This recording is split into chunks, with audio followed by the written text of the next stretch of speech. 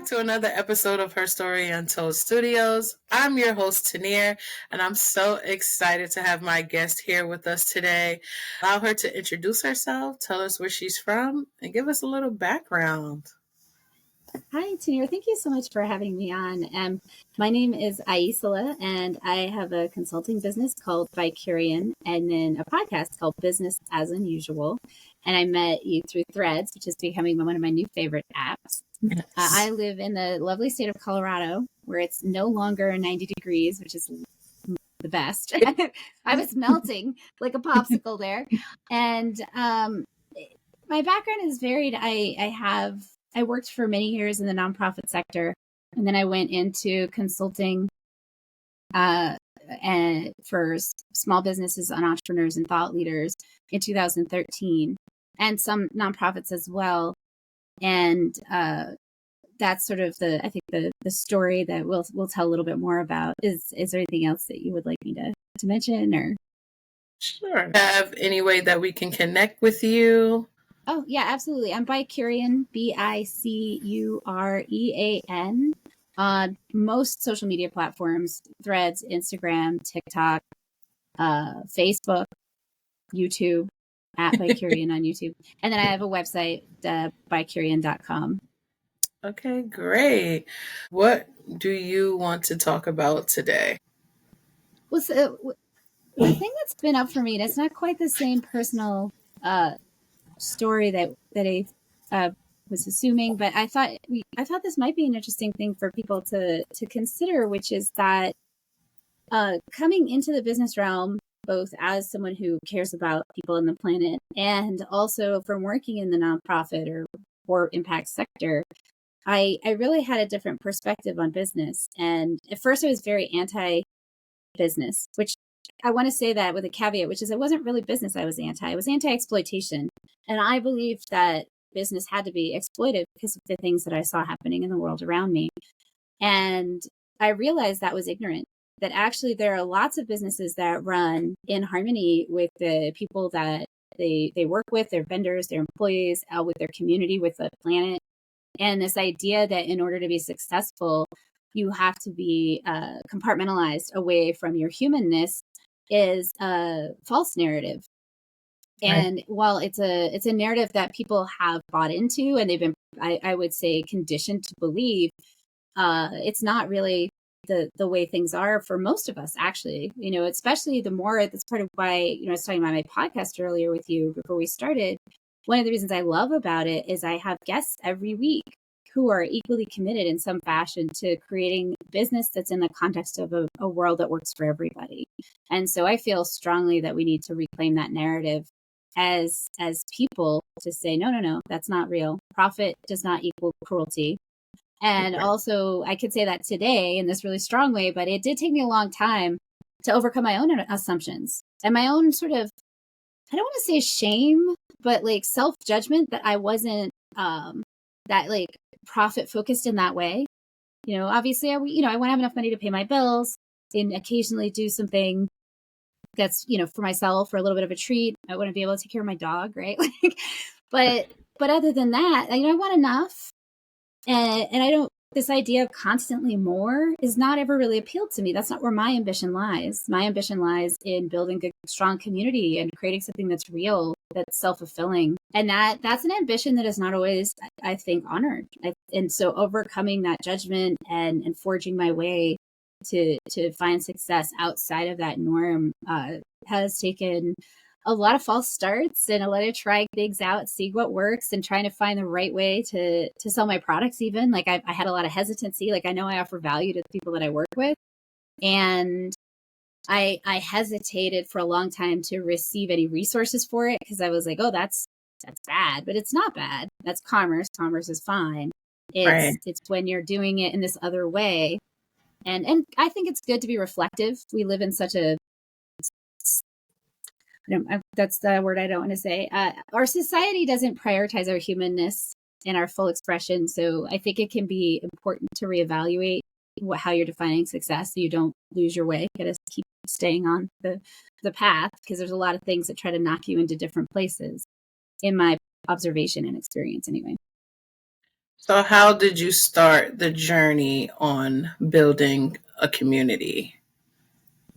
Oh, that's a great question. I haven't really thought about it in that way.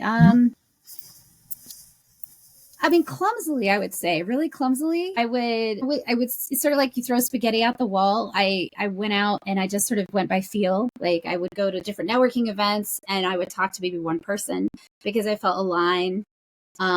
Sometimes I got super excited about a situation and then realized like, oh, we're not a great fit. I need to calm myself down here. Because there's a loneliness when you're trying something new that you could get super excited and then realize like, oh, actually, that's not a great place to move from. You got to move from a place of self confidence, I think, and self affirmation, and so that over time, sort of trying out meeting people in different ways. I found that honestly, LinkedIn was a great place for me to connect with people virtually. I don't tend to stay on the virtual realm. I think of social media as a tool. Like I also constantly counsel my clients, like, don't let the social media run you. You run your social media, right? Like don't chase followers, right? Build connections and communities. So I've met a lot of people on different platforms. Like LinkedIn has been really successful for me, as well as some of the business platforms that I'm on. I use a tool called Cast Magic to create show notes for my podcast. And then my podcast also is a great way for me to connect with people. And this is also actually a great way I get to know you and hear about what you're up to. And then over time, some of those relationships develop into, we see each other in person. And that's important to me to always like move into something more engaged with people that I'm working to build into a community. Like it's not like I want to be in your business, but I should have some sense of who you are and me paying attention to you if I actually Right. think, I'm not really sort of into that. And there's, everyone has their own way. So this is no judgment. It's just for me, I need a little more time to get to know someone, not just dive in the minute we first talk. Hope I did Right. that with you because you were talking about a podcast and I have an addiction to podcasts. And it seemed like a good fit. You thought it was, so that was different. But, a lot of times I really Yes. want to take some time to get to know a situation so that I could really feel like I could show up appropriately. I really like that because you come across a lot of different personalities, right? And you have to see what works.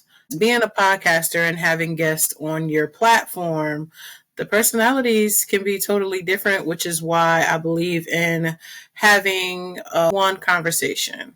We tell through posts and typing text. You have to feel that. You have to feel whatever it is that your mission is for your podcast or whatever it is that you're doing, this person aligns with your mission, correct? Have you had interactions where you were just like, this is not going to work? Absolutely. There's been people that I've worked with for short periods of time. It's part of why I have a scaling process. We start small. And once again, it's an alignment issue on both sides. Like usually if I feel like things aren't working, they do too. And so I feel like one of the things in my life, I'm always called, I'm frequently the person who says something out loud. That's just kind of how it goes. And so frequently I'll bring it up and they'll be relieved. Like, yeah, this isn't quite right for us. And I'm like, it's not personal. And it's tricky, right? Because people will say, oh, it's not personal, it's business. And I'm like, well, yes and no. Like, it's not personal. And then it's not that I don't like you. It's not that I don't believe in your mission. It's that I can see that what I have to offer isn't necessarily going to work for what you need. And I'm much more interested in you getting what you need. I'm much more interested in you finding the right fit for what you're up to so that you can be successful. And I'm interested in finding people that I can help be successful. Because that's a lot of my zing. Like when I'm in it with someone and I see them really succeeding and achieving their goals and getting their product or their service out there, that is exciting to me. I'm a mom at heart. Yeah.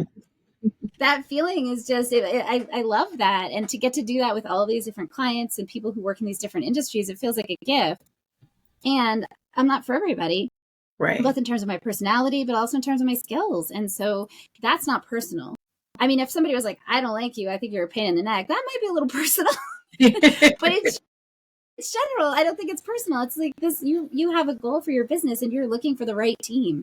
You don't need 3 kickers on a soccer team running a field at the same time. So you just kind of look at what you need for your composition, and then you build that with as, present and powerful purpose as you can.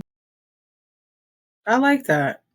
I really like that. So, what advice would you have for someone who's starting fresh, want to walk in the steps that you walked in? What advice would you give them? Oh, that's a good. I've not thought about that either. How would I tell someone to follow the windy path that I did? Trust yourself, and to find people that encourage you to trust yourself. I think that's one of the things that I frequently do for the people that I work with. Because once again, like, we get a lot of messaging about how business is supposed to be. And we get told that, we have to get up at a certain time. Get up before 8, or early to bed, whatever. And it's just not true. Like, when you're innovating as an entrepreneur, you're creating a new path. The most important thing is that you discover how to trust yourself and your instincts, and also to know where you need support. Like, I have an accountant. I have business support people that I work with, because while I trust myself, I also know the things that are not my best area of focus, right? So I try as much as possible to stay in the areas that I'm really good at. And then I work with people who support me in the areas that they're really good at. We all get to shine. We have good fun together. I have a great team. And because of the work I do, I get to be on other people's great teams. So it's not trust yourself like in this egoistic way. It's trust yourself in this, like, be clear and confident in who you are. Right. And know enough about where you shine to know where to pass things off. Because that's the thing that I see a lot is a lot of the folks that I've experienced in the entrepreneurship world, they're super capable. They can do so many things, and they don't always ask if they should. And they sometimes are afraid of letting go. Like, they're afraid that it's going to get done wrong. And that might be the other advice, is be okay with it being done wrong. Right. Because you can't do everything. If you take everything on, you're eventually not going to be able to live up to your standards anyway. So pick the things that you're going to do really well, and pick the people that you're going to trust to do the other things. Okay. There are going to be times where things don't work out. Go back, write down some notes, work on it, and then approach it differently. Sometimes you may need to approach it differently. So, can you tell us a time that you went through a hardship and you had to overcome it? I can't. And so, honestly, so I'll tell you, when I first started, so I was the executive director of a LGBTQ nonprofit, and I decided, my kids were in high school, and I said, I want to see them more. And when you're running a grassroots nonprofit, you do not see your kids because they're in school during the day, and then you're out fundraising and networking and running events nights and weekends. And so I said, well, I want to move into something a little bit different. And there was a nonprofit in town that, when I announced that I was leaving, called me up and was like, will you help us with operations? And I was like, yeah, I love that. I'll do that. So I was working part-time for them and really doing well at helping them to succeed in their goals. And my kid's father passed away unexpectedly. We were not together any longer, but of course I still have good feelings about him. And it was completely unexpected. He had an aneurysm one day. He's a layer. Wow. Next day he's gone. Yeah, it was difficult to and the kids were still, at this point, they were just out of the house. They weren't out of their teens. And I was like, I can't even begin to describe, because a lot of times people don't think or understand, in my experience, that just because you're not with someone doesn't mean you don't care about them. Right. And we had kids together. Like, that created a bond for me anyway. That created a lifelong connection, and to figure out how to support them in that process. And also, I was a pretty private person. And some might say guarded. Actually, I was kind of a guarded person in a lot of ways. And so, but I realized that I couldn't be with my contract. I had to let them know what was going on because it was affecting me so profoundly. And so I had to step in and say, like, look, I'm still going to finish things. And the next couple of months are going to kind of funky because I'm going to go to this funeral with the kids. And I'm also having feelings that I don't exactly know what to do with. Like, this is hard. And support them because they weren't adults. They were adults, but they weren't yet like all the way out on their own. Like, maybe if they'd been in their 30s, it would have been different. I don't know, probably. And I was not, before that, I was someone who had not really faced a challenge that I couldn't just overcome. Like, I was always so, kind of limitless energy, and I'm a really creative problem solver. But this wasn't something that could be like solved. It had to be just dealt with, and I did not like that at all. And I had to figure out how to deal with it without putting that on them, right? Like, I had to go. So it was a profound experience of learning and growth and grief. And the way that my client reacted was so interesting to me, because I had not, like I said, I would be a little guarded, and she was so kind and supportive and understanding. It made it much easier for me to be present where I needed to be, going through the process of the funeral and all of that, and my own losses and feelings. And I sort of felt like I learned something there about the difference between being discreet, I guess, or personal, professional. I'm not even sure anymore what I think that means. And also just being honest. Like, I'm here, I'm going to do this work, and I'm not going to do it the way I said I was. And if that's a problem, we need to change things. And additionally, my plan had been to take that contract, because I was in a situation where I could save that and then use it to invest in marketing. And instead, I needed to use it to invest in living, because my life had kind of upended, and the other things that I had understood to be there. So it's kind of, I don't even know if I could say I overcome it per se, because it's not really something you overcome, but it was a profound moment of things like not going in any way the way I thought they would. And really having to be present with my own humanness and the realities of life, as well as present with my professionalism and my family. Like, everything had to kind of be present all at once. And I feel like I learned and grew so much from that it made me a much better human in a variety of ways. And I can't say I'm glad I went through that, but I appreciate what I was able to learn and create from going through that journey of grief and massive uncertainty. I really don't like uncertainty, and apparently that's something you just have to deal with in life. Did you say of your children's dad ignite a fuel under you to keep pushing forward as far as your business, your podcast, everything that you have going? Or did it have like a kind of like a standstill? You didn't know if you wanted to continue to move forward at this time?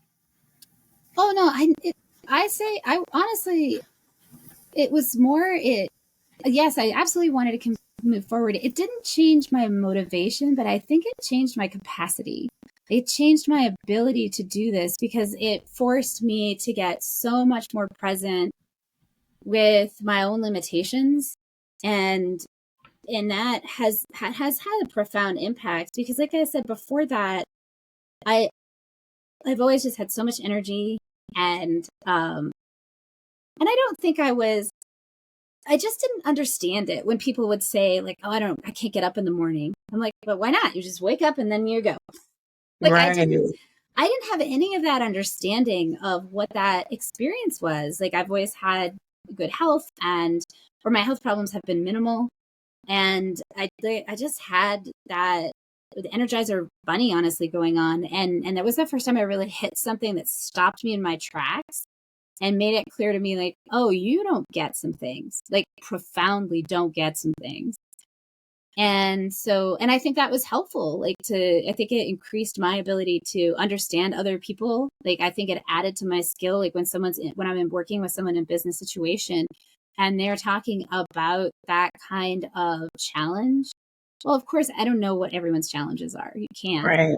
I do know now, in a much deeper way, how much my experience is not anybody else's. and how little I really understand about what other people's motivations and limitations are, and how important it is to be present and see them where they are and what they're doing. And that can help me to be a much better support in the work they're trying to accomplish, Right. in terms of their ability to move forward. Because I can look at it from that perspective more completely. And I don't know that without something like that stopped me in my tracks and really showed me like, you don't get that.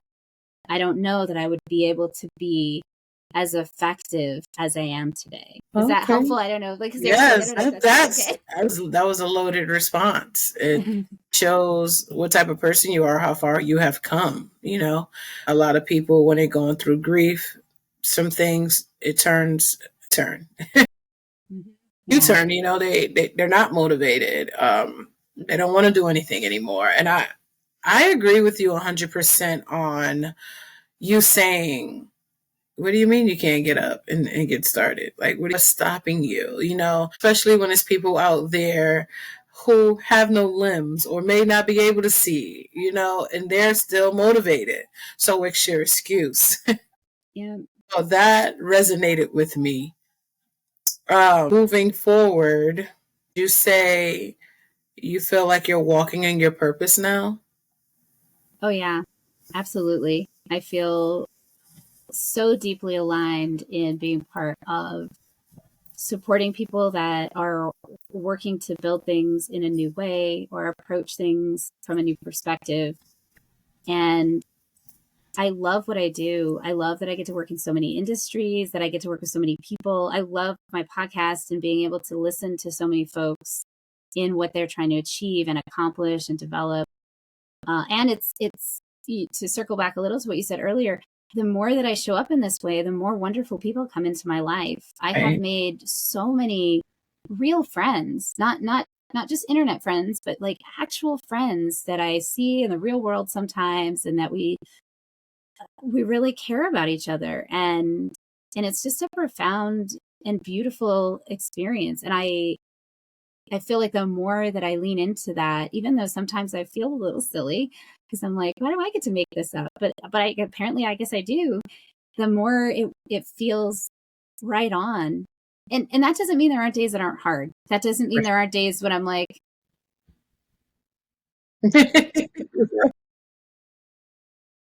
right? Like I still have to, I don't want to pretend like there's someone say, you know, there's a saying like, you do something you love, you never work a day in your life. I'm like, I don't think that's totally true. And I still like the things that I'm not excited about because I know that they're part of this larger thing that I'm doing, and I just love it. That's amazing. That's absolutely amazing. That you said you use social media as a tool, and you know, in the words, to run you run the social media. Okay. You had any type of setback as far as like negativity towards anything that you're working on your social media platforms since you started?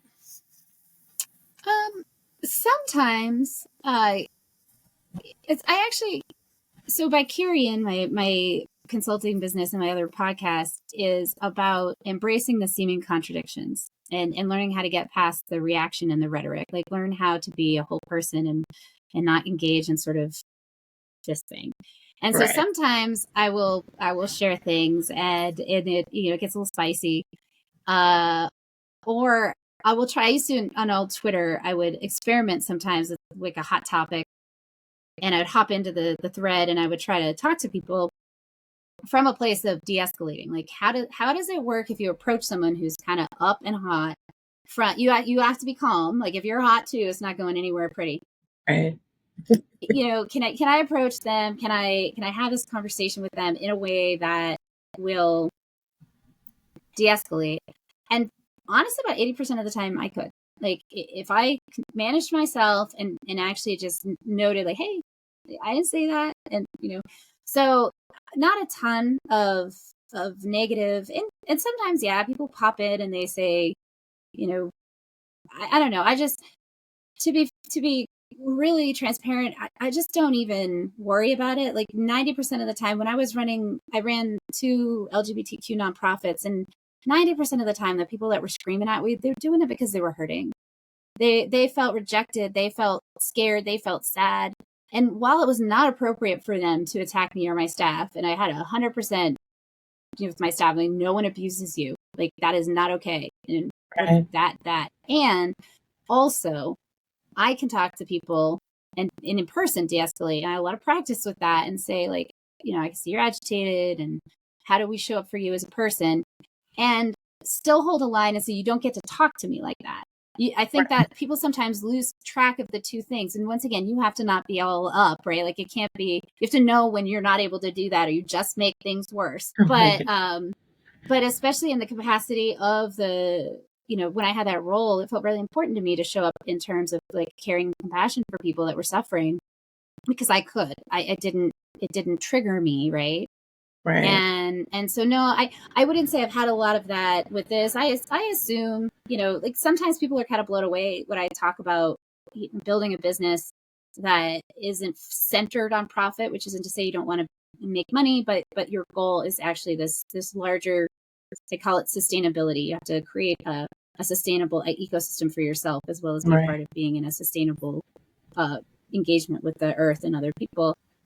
People do kind of, that's kind of, pie in the sky or whatever. And I'm like, no, this is just actually old school. Like, this is kind of like 60 year ago Republican values. Like, I'm not saying I'm a Republican. I should probably say conservative values, because I don't associate with either political party. But like that, be neighborly, right? Be neighborly. Don't be greedy. Share what you have. These are all pretty standard values that many people in our country have. But that marketing piece is like, well, so sometimes, people, but it's not really a lot. Most people are pretty, they're pretty interested in that. They want to actually be part of a community that cares. I love that. Really love that. If you can give yourself any advice for your younger self, what would you tell yourself? Oh, man, I have like a freaking book. Honestly, it was the same thing. I think if you trust yourself, like, I still have friends that I went to high school with and college with. Like, I have people in my life that I've known for 30 years, and they're good people. And I make friends primarily based on shared values rather than shared identities. And I feel like that has really made a big difference. There was a period of time where I had, we were all part of the same community, and that has its value for sure. But because I have so many friends who have different ideological and, I guess lifestyles, whatever you want to call it, identities, probably a good way to say it.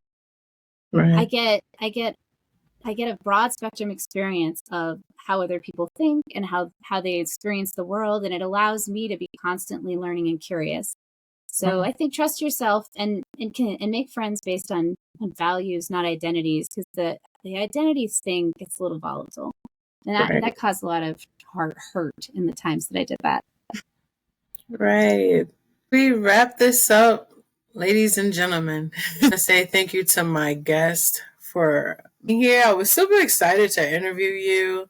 As I told you before we recorded, I'm so happy that you chose to be here to do the interview and share your thoughts and insights. Is there anything else that you may have that's upcoming that you want the audience to know about?